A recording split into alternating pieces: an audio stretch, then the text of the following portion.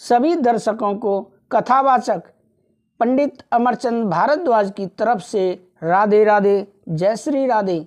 दर्शकों, मैं अब आपको पुत्रदा एकादशी व्रत कथा सुनाने वाला हूं। आप वीडियो में अंत तक बने रहें। पुत्रदा एकादशी, फूस शुक्ल पक्ष। युधिष्ठिर ने पूछा, हे कृष्ण, आप फूस माह के व्रत के बारे में समझाइए। इस दिन कौन से देवता का पूजन होता है तथा उसकी क्या विधि है? भगवान श्री कृष्ण बोले, हे राजन, फूस शुक्ल पक्ष की एकादशी का नाम पुत्रदा एकादशी है। इसका पूजन विधि पूर्वक करना चाहिए। इस व्रत में नारायण भगवान की पूजा करनी चाहिए। इसके पुण्य से मनुष्य तपस्वी, विद्वान और लक्ष्मीवान होता है। मैं एक कथा कहता हूँ, उसे सुने। भद्रावती नगरी में सुकेतुमान राजा राज करते थे। उनका कोई पुत्र नहीं था। उनकी रानी का नाम चंपा था। वह दोनों वंशधर पुत्र न होने के कारण चिंता में डूबे रहते थे। राजा के पितर उनके दिए हुए जल को शोकोच्छ्वास में से गर्म करके पीते थे और सोचा करते थे कि इसके बाद हमें कौन पिंडदान देगा। इधर राजा को भी राज्य वैभव से संतोष नहीं होता था। इसका एकमात्र कारण पुत्रीन होना था। वह विचार करता था कि मेरे मरने पर मुझे कौन पिंडदान देगा। बिना पुत्र के पितरों और देवताओं से उऋण नहीं हो सकते। जिस घर में पुत्र ना हो वहाँ सदैव अंधेरा ही रहता है। इसलिए मुझे पुत्र की उत्पत्ति के लिए प्रयत्न करना चाहिए। पूर्व जन्म के कर्मों से ही इस जन्म में पुत्र और धन आदि मिलते हैं। इस तरह राजा रात दिन इसी चिंता में लगा रहता था।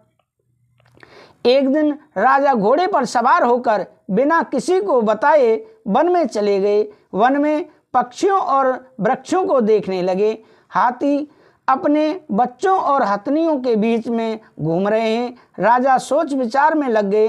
राजा प्यास के कारण अत्यंत बेचैन होने लगे और पानी की तलाश में आगे बढ़े। कुछ ही आगे जाने पर उन्हें एक सरोवर मिला। उस सरोवर के चारों तरफ मुनियों के आश्रम बने थे। उस समय राजा के दाहिने अंग फड़कने लगे। राजा मन में प्रसन्न होकर सरोवर के किनारे बैठे हुए मुनियों को देखकर घोड़े से उतरे और दंडवत करके उनके सम्मुख बैठ गए।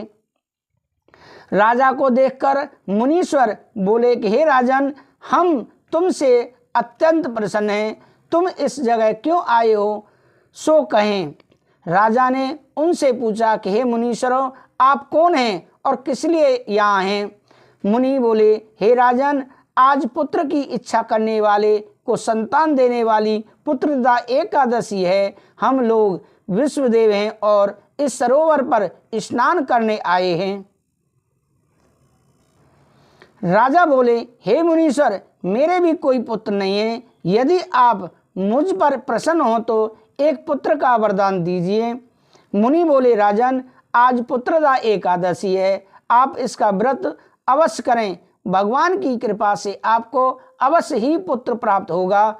मुनि के वचनों के अनुसार राजा ने एकादशी का व्रत किया एवं द्वादशी को पारायण किया और मुनियों को प्रणाम करके अंत में अपने महल को वापस आए। अंत में रानी ने गर्भ धारण किया और 9 माह के पश्चात उसके एक पुत्र रत्न पैदा हुआ।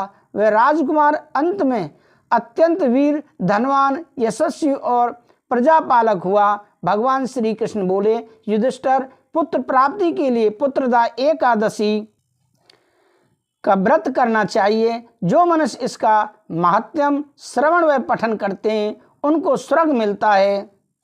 दर्शकों, इस पुत्रदा एकादशी का कथासार क्या है? पुत्र न होना बड़ा ही दुखपूर्ण है। इससे भी दुखपूर्ण है कि पुत्र का कुपुत्र होना। अतः सर्वगुण संपन्न और सुपुत्र पाना दुर्लभ है। ऐसा पुत्र उन्हें ही प्राप्त होता है जिन्हें साधु जनों का आशीर्वाद प्राप्त हो और जिनके मन में ईश्वर की भक्ति हो।